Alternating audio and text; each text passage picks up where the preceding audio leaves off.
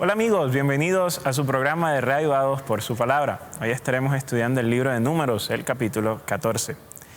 Justo la continuación del video del día de ayer, así que si no lo han visto, pueden ir a revisarlo en el canal. No se les olvide también revisar el contenido de la escuela sabática y estén siempre pendientes al canal, así que denle al botón de suscribir para que le puedan llegar las notificaciones con el nuevo contenido que ya estamos preparando.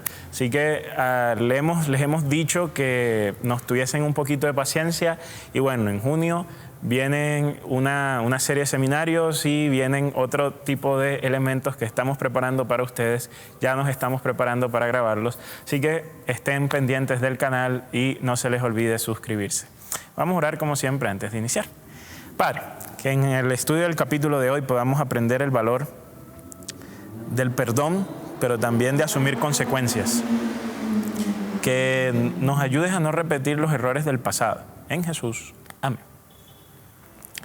El capítulo 14 de Números es una continuación directa de lo que estuvimos estudiando en el capítulo de ayer.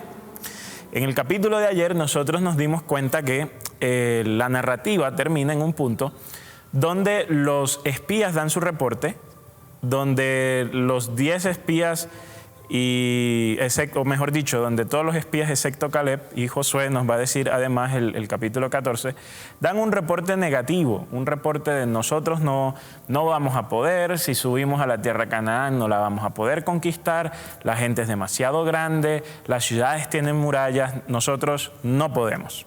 Entonces en el capítulo 14 dice, y continúa inmediatamente la trama y dice: entonces toda la congregación levantó la voz y clamó, y el pueblo lloró aquella noche, dice el texto, y murmuraron contra Moisés y Aarón todos los hijos de Israel, y les dijo toda la congregación: ojalá hubiéramos muerto en la tierra de Egipto, ojalá hubiéramos muerto en este desierto. ¿Para qué nos trae el Señor a esta tierra?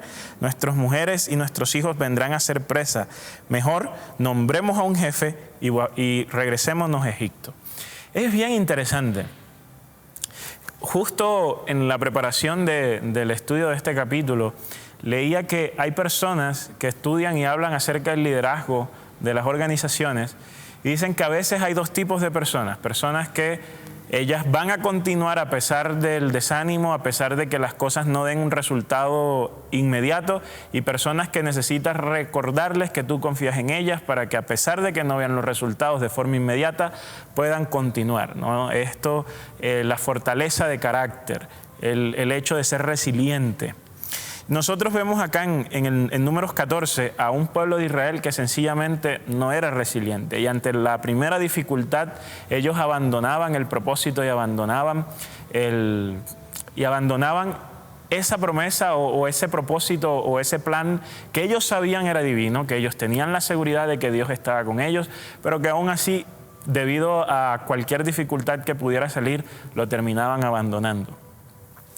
En la vida nosotros muchas veces somos como el pueblo de Israel, que ante el más mínimo problema que pueda surgir, automáticamente asumimos y decimos: oye, esto no es el plan de Dios, porque si esto fuera verdaderamente el plan de Dios, todo esto sería llano. Y a veces no entendemos que en el plan de Dios, en esa multitud de posibilidades que Él concibe como posibles escenarios en los cuales nuestra vida puede desarrollarse, hay obstáculos y hay barreras. Y entonces, no por tener un obstáculo, una barrera, automáticamente nuestra actitud debe ser la de renunciar, ¿no?, al propósito divino.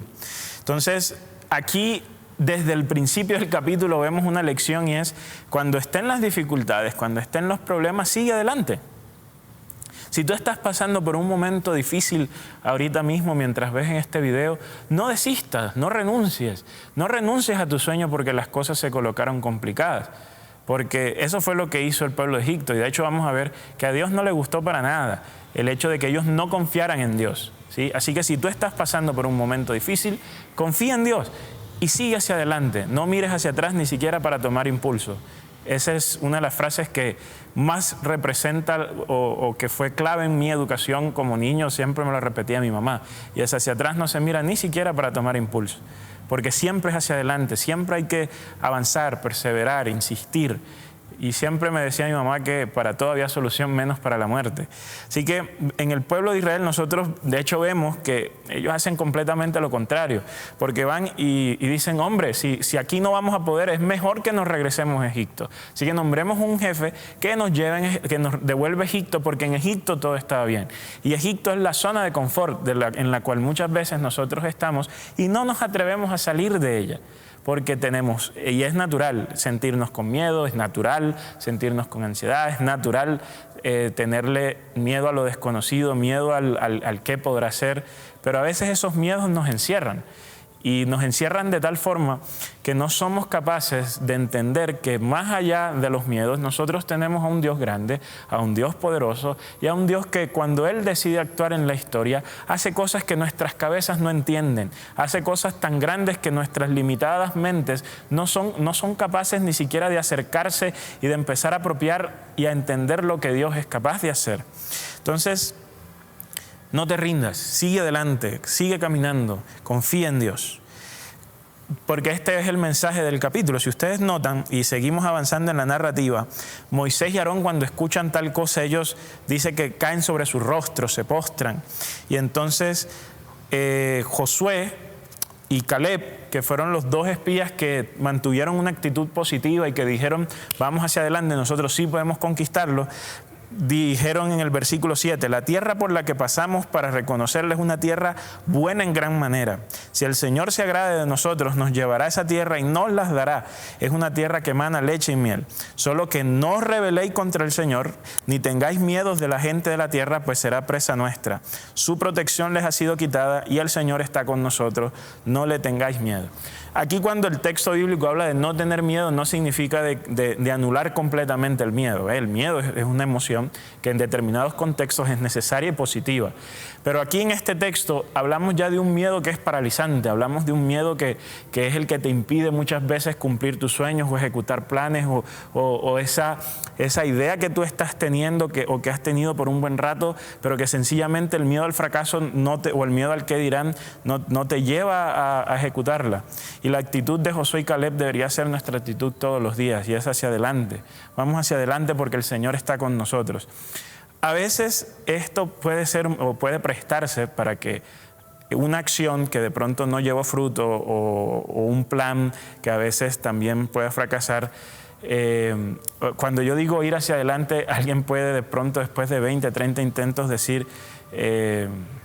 querer seguir de pronto en un plan que ya se ha demostrado no es el plan de Dios o que es un plan fútil o es algo que sencillamente no da resultado, ¿no? Y por eso aquí es importante cuando yo digo de ir hacia adelante y de atrevernos a cumplir los sueños, de garantizar de que Dios está con nosotros, de que efectivamente ese plan que nosotros tenemos, eso que nosotros anhelamos y deseamos, está en armonía con el plan de Dios. Entonces, si está en armonía con el plan de Dios, no debemos desistir ante el primer obstáculo porque Dios está con nosotros. Y el versículo 11 dice, y el Señor dijo a Moisés, ¿hasta cuándo me desdeñará este pueblo? ¿Hasta cuándo hablarán contra mí? Y dice el texto 11 ahí, ¿hasta cuándo no creerán en mí a pesar de todas las señales que he hecho en medio de ellos? Miren que en el caso de Israel tenía todas las evidencias posibles, habidas y por haber, de que Dios los estaba guiando y de que Dios tenía un plan con ellos. O sea, no era un plan al azar. Dios les había demostrado que lo que ellos estaban haciendo era algo que Él quería. De hecho, era un cumplimiento de la promesa que Él le había hecho a los antecesores del pueblo de Israel, a Abraham, a Isaac y a Jacob. Entonces, este caso es un caso donde ellos tenían que avanzar, tenían que proseguir, porque sabían explícitamente de que ese era el plan de Dios. Por esa razón, debido a la desconfianza y debido a la falta de fe del pueblo israelita, Dios decide castigar al pueblo de Israel. Cuando yo digo castigar, hay que entenderlo dentro de la narrativa que nos brinda el Pentateuco acerca de Dios. Porque la reacción inicial de Dios es decirle a Moisés, Moisés, yo voy a destruir este pueblo y voy a hacer una nueva nación.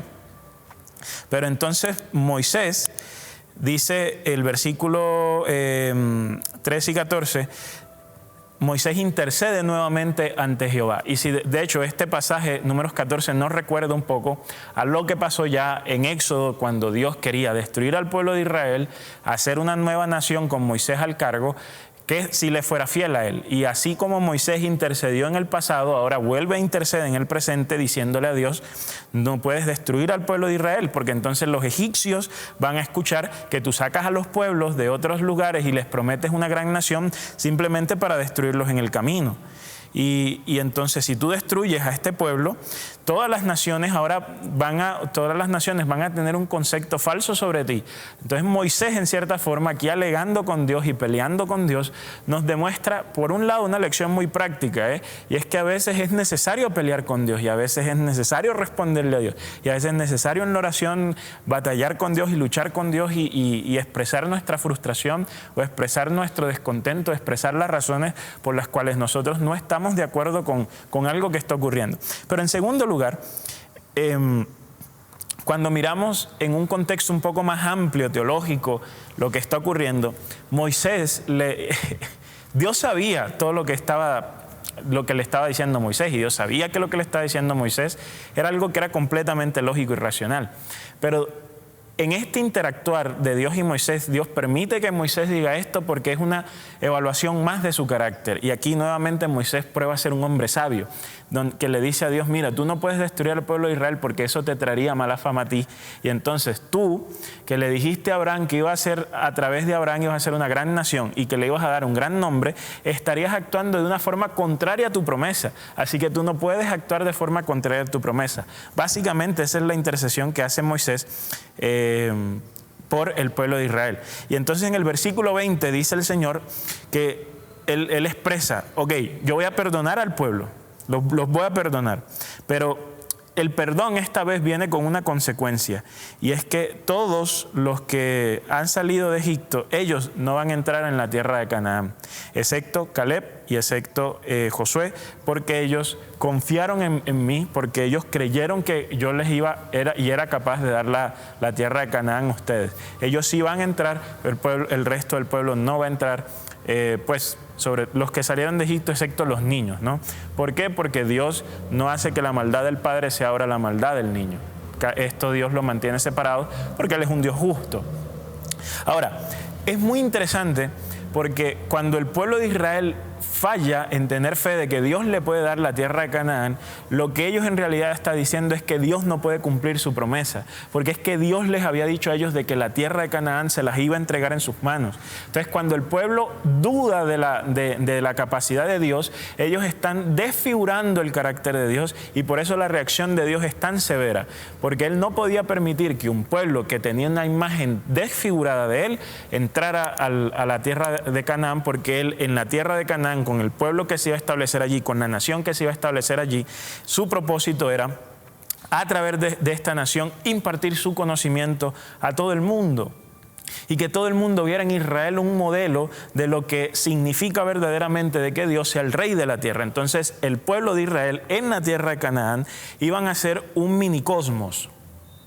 Entonces ellos en la tierra de Canaán iban a ser un minicosmos donde Dios iba a ejemplificar a través de ellos su dominio universal, los principios de su gobierno y lo que significa el reino de Dios. Entonces, un pueblo que duda de la capacidad de Dios de darle esta tierra, además de que esta no era la primera vez que dudan, demuestra un patrón de conducta, demuestra un patrón de vida basado en la incredulidad. Y entonces, por esa razón, Dios decide que ellos no iban a entrar a la tierra de Israel, los que habían salido de Egipto, porque habían demostrado una y otra vez a través de sus múltiples fallos que ellos no estaban listos para ser el pueblo que Dios necesitaba, que ellos no estaban listos para ser el pueblo a través del cual Dios obraría y mostraría su gloria a través de toda la tierra. Así que Él necesitaba una nueva generación, necesitaba un nuevo grupo de personas. Aquí el capítulo 14 del libro de Números es un capítulo que está lleno de lecciones, es supremamente interesante y supremamente poderoso. Pero una de las lecciones que nos queda aquí de la forma en que Dios interactúa con el pueblo de Israel es que Dios puede perdonar, pero muchas veces nosotros tenemos que lidiar con las consecuencias de nuestros fallos. Es decir, digamos que, alguien le fue infiel a su esposa y su esposa perdona a esta persona y esta persona pide el perdón de Dios. Dios te perdona, es que Dios te perdona, eso está bien. Pero hay un problema que ahora tú tienes que lidiar con él y es una consecuencia de tus acciones y es el hecho de que tu esposa ahora desconfía de ti y es natural, es normal. Tú le fuiste infiel, tú le prometiste fidelidad y le terminaste dando otra cosa. Entonces esto es completamente normal y natural que ella se sienta de esa forma contigo. Así que esto es una consecuencia que Dios no va a eliminar. Dios no va a eliminar esa consecuencia. Dios te perdona, sí, pero no elimina la consecuencia. Y en el pueblo de Israel pasó exactamente lo mismo. Dios los perdonó, sí. Dios no tenía ningún tipo de rencor contra el pueblo de Israel. Dios los perdona. Pero ellos tenían que afrontar su decisión. Y su decisión había sido la de no entrar a la tierra de Canaán. Así que Dios sencillamente les estaba dejando seguir el curso natural de lo que implicaba la decisión de no entrar a la tierra de Canaán, que era entonces quedarse en el desierto, porque ellos no podían regresar a Egipto, porque Dios los había sacado de allí. Pero ellos, al alterar el plan de Dios de llevarlos a la tierra de Canaán, tomaron una decisión y entonces ahora tenían que asumirla. Y al final del capítulo es muy interesante porque cuando se dan cuenta de lo que ha pasado, tratan un grupo de personas de tirar la patada de ahogado, como se dice popularmente, y entonces ir a conquistar la tierra de Canaán, pero son derrotados fácilmente. ¿Por qué? Porque es que Dios, el poder y la capacidad del pueblo de Israel para vencer al pueblo de Canaán no estaba en la experticia técnica militar del pueblo, no estaba en las armas que pudiesen tener o en los números que pudiesen tener, estaba en Dios. Y Dios allí en ese momento no acompañó al pueblo de Israel, no porque Él fuese un Dios malo y no quería acompañar al pueblo de Israel, no, es porque el pueblo de Israel había decidido desconfiar de Dios y Dios sencillamente les estaba permitiendo y estaba dejando que su decisión siguiera su curso.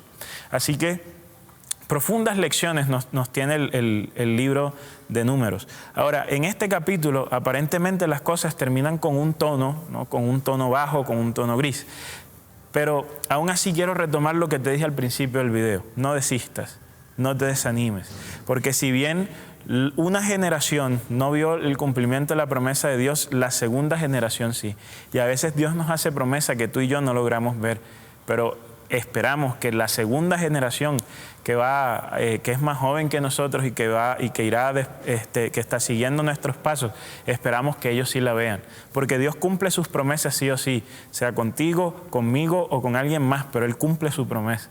Así que no desistas, no te desanimes, sigue adelante y aún si cometes errores como lo hizo el pueblo de Israel, ten la seguridad de que Dios es un Dios de perdón, que a veces nos toca enfrentar nuestras consecuencias, sí, pero que es un Dios de perdón y que al final cumplirá su promesa. Que Dios te bendiga.